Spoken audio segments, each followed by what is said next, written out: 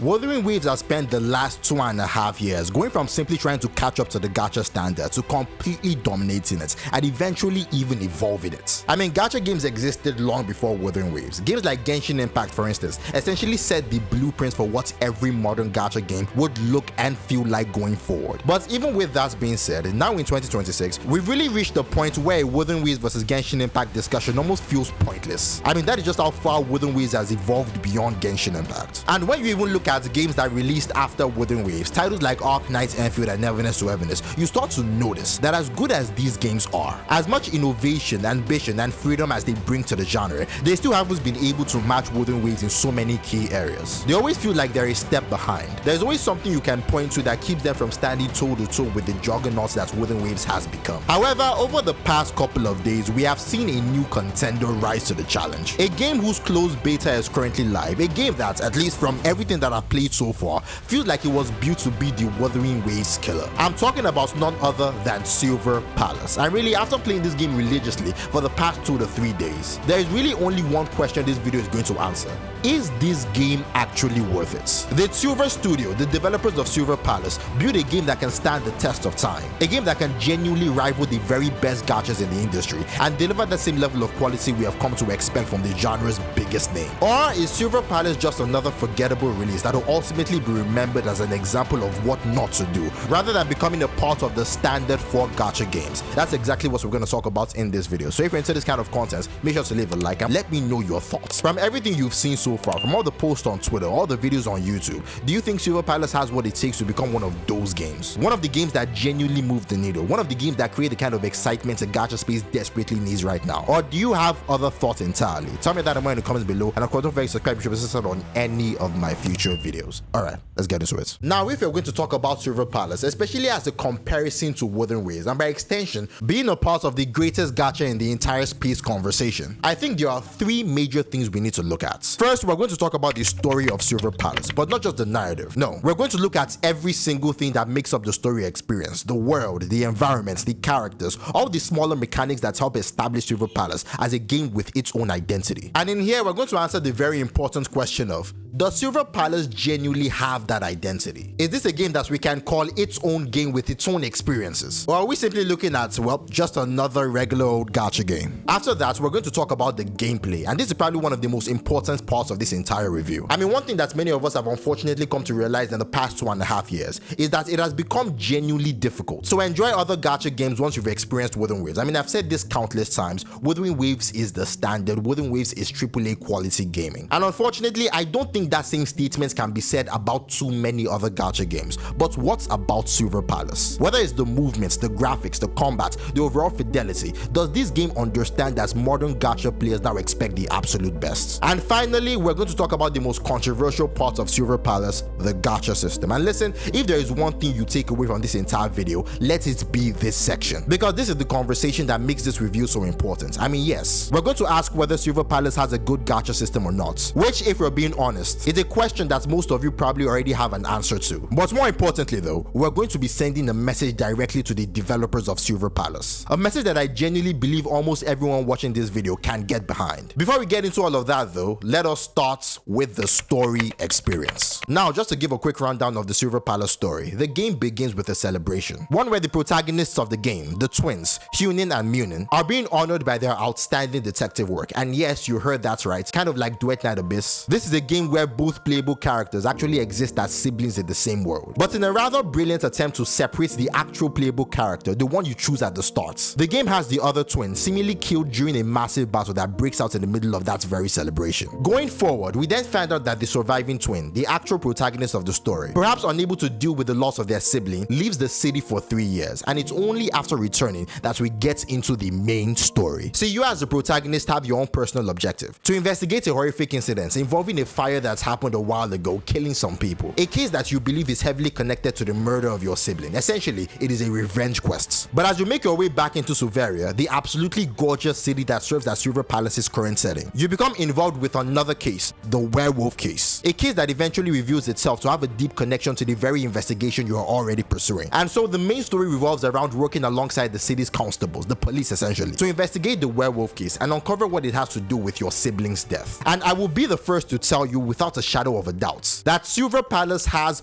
bar none, the greatest opening story I have ever experienced across any gacha game. Whether Genshin Impact, Wuthering Waves, Arc Knight's Enfield, Neverness to Everness, none of these games' introductions come even remotely close to how quickly Silver Palace gets you completely invested in its narrative. And really, this is very interesting because, as I've said in many of my previous videos, whenever you enter a brand new region in a gacha game, the story that you experience has the added burden of doing two things at once: introducing you to the world while also telling a compelling narrative. And as we've seen time and time again in many gacha games, making a story like that work is incredibly difficult. I mean, being able to pull that off says a lot about the writers. More than anything, it shows their confidence and their penmanship, while also giving you that almost absolute certainty that every story that follows has the potential to be just as phenomenal. But here's the thing, there is something that is even harder than writing a great regional story, and that is writing the 1.0 story. Because this story isn't just introducing a new region, no, it is introducing the game itself. I mean, for many of us, our experience with that very first story determines whether the game is even worth continuing. And we've all collectively seen just how difficult it is for gacha games to make that opening truly stick. I mean, we saw it with Wuthering Waves and its infamous voiceover issue. We saw it with Arc Knight Enfield, aptly nicknamed Arc Knight Tutorial Field, due to the simple fact that the sheer number of tutorials ended up hurting the overall gameplay experience. But Silver Palace, however, approaches this introduction very differently. Because rather than relying solely on the narrative itself to hook you, the developers made sure that everything surrounding the narrative works almost perfectly. I mean, take the characters for example. Whether it's the main character or the supporting cast, every single character both look and, more importantly, sound like people who actually take themselves seriously. I mean, I've spoken before about anime voice direction and how so many gacha games lean towards this overly childish or exaggerated performance. But very much like Wuthering Waves, Silver Palace takes an entirely different approach to this. I mean, as I mentioned earlier, this is a game where you're investigating the burning of people, children especially. And really, that fact alone should tell you that this narrative gets very dark very quickly, and the game understands that. It understands the kind of story it is trying to tell. And really, every character reflects that understanding. Every conversation carries a sense of weight and seriousness that only makes the narrative more engaging. And the same can be said for the character designs. Not even talking about the playable characters here, but rather about the NPCs. I mean, once again, just like Wuthering Waves, Silver Palace understands the importance of giving its NPCs genuinely attractive and memorable designs. I mean, I can't count how many times in my playthrough where I just stopped to look at how beautiful some of these designs are. How insanely detailed these entirely random NPCs most of the time appear to be. I mean, in looking at these NPCs, in looking at how they act and move, in looking at how the game creates its infamous combat mechanic that involves you constantly interacting with every NPC around you, you can't help but come to the conclusion that these NPCs, just like what we see in Wuthering Waves, really make the world that they're settled in feel so much more alive. And speaking of the world, once again, I have to say that Suveria is the most beautiful 1.0 environment I have ever seen in a gacha game. Yes, even better than Jingzhou in Wuthering Waves. More so because Silver Palace deviates from what we come to expect from the classic gacha starting environment. I mean, practically every single gacha game we've played up until now have followed the same formula: a fantasy-inspired world with a large city surrounded by vast wilderness. It's something we've seen over and over again, whether in already released games or even in upcoming titles. I mean, that's why when a game like Neverness to Everness or Zenless Zone Zero gave us this modern urban city, it felt like such a breath of fresh air. It was something we simply didn't get to experience very often in most of the newer gacha games. And honestly, even more of a breath of fresh air can be felt when we're talking about Suveria, the current environment of Silver Palace. I mean, this city is absolutely gorgeous. And more importantly, it perfectly fits the identity of the game. I mean, one look at Suveria and you immediately get the feeling that this is a city built for the characters who live in it, built for the stories unfolding within it, built for the overall experience Silver Palace is trying to deliver. I mean, this is an environment that actively enhances everything the game is trying to accomplish. Going into some of the negatives that this game has though, I would say that one of the bigger ones would be the optimization. Now, I ran this game using a 5070 Ti, and with a system like that, I personally never had any optimization issues. But from everything that I hear online, especially from those using just the recommended systems, Silver Palace might be a game even less optimized than Wuthering Waves when it first dropped. And even with a system like mine, I still notice some issues associated most likely with the game itself. I mean, you'll occasionally notice things like characters clipping through their clothing and other minor visual issues, but again,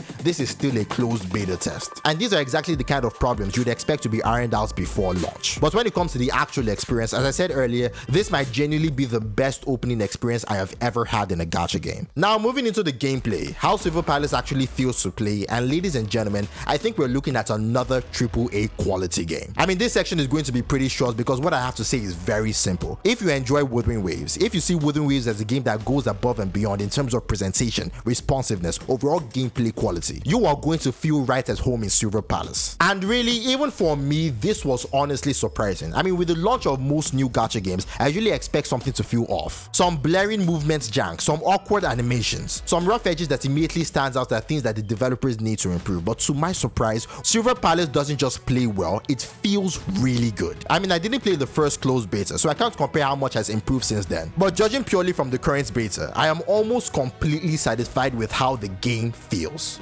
Almost. Because my biggest complaint, and really my only major complaints with the gameplay, is the combat difficulty. I mean, the combat is just a little too easy. The parry window feels slightly too generous, and this is coming from someone who is playing on the harder difficulty. I mean, I still think the developers need to fine-tune the balance a little more. They need to find that sweet spot where mastering the combat feels as rewarding as it possibly can. But outside of that, I genuinely believe Silver Palace is a game that is going to wow the entire gacha space with its presentation, every bit as much as Wuthering Waves does today. Now, moving on to the third and by far the most important aspect of Silver Palace right now, the gacha system. And really, by now you've probably already heard everything there is to hear about how the Silver Palace gacha system works. I mean, the CBT only came out a couple of days ago, yet there are already countless videos breaking down every single mechanic and percentage. So this section is not going to be another detailed explanation of the system itself, no. Instead, we're going to talk about something a little more important, and that is the effect the Silver Palace gacha system is having on the game currently. And let me start with a simple question. See, up until this point, all I've done is praise Silver Palace, and deservedly so. I mean, once again, when this game eventually launches and you get your hands on it, you'll come to understand exactly why I've said everything I've said throughout this entire video. I mean, this is a game that had an incredible amount of thought put into it, an incredible amount of passion poured into every single aspect of its design. But here's my question: whether from the biggest content creators or from smaller content creators like myself, how many videos have you seen talk about anything other than the Silver Palace gacha system? I mean, with everything this game has to offer, how many people have actually talked about its world, its characters, the story it's trying to tell, the atmosphere, the gameplay, as detailed as I have in this video? I mean, right now as I'm making this video, if you search for Silver Palace on YouTube, you mostly find two types of content. Firstly, live streams, which is expected since we're currently in the CBT. And secondly, videos almost entirely fixated on the Silver Palace gacha system. And I don't think I need to remind anyone watching this video of the last game we saw this happen to: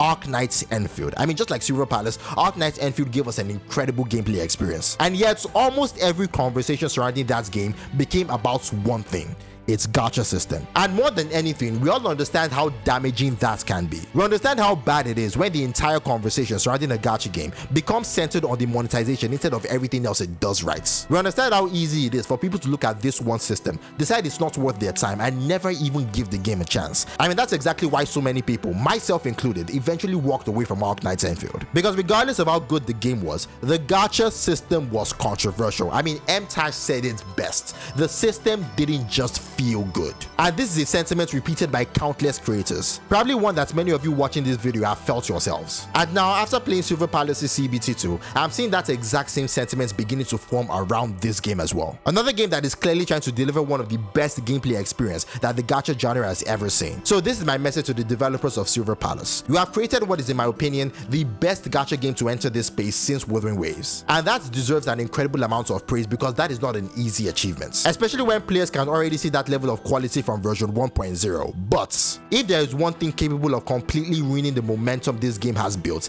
it is the gacha system. Because when you look at both the character banner and the weapon banner together, what you have is one of the most predatory and least player-friendly gacha systems we have ever seen in this genre. And for the good of Silver Palace, for the game to truly become everything it has the potential to become, this system needs to change. And that is the easiest thing these developers can do right now, because there are systems that work. There is the Neviness to Everness system, a system that is praised as the most player-friendly gacha system we have ever seen. There is the Wuthering Waves system, a system that, while not as generous as NT is still one that the overwhelming majority of players accept and enjoy. These systems work. Players have already accepted them, and more importantly, they're proven. I mean, I genuinely believe this game is far too good for the entire conversation surrounding it to be about how bad the gacha system is. So this is where I leave it all to you watching. Whether it's by liking this video and helping push it to the point where the developers or the marketing team behind Silver Palace see what the community is saying, or by making your own posts, your own videos, leaving your own feedback, supporting other creators who are speaking up about this issue. We need to make as much noise as possible so Silver Palace doesn't become the next Arknight's Enfield. I mean, I honestly don't think there's ever been a moment in recent Gacha history, where the community's voice has been more important than it is during the Silver Palace CBT2. So let's make our complaints about the Gacha system louder than they've ever been, loud enough that the developers have no choice but to, at the very least, take another look at it. With that being said, tell me your thoughts in the comments below, and as always, I'll catch you in the next one.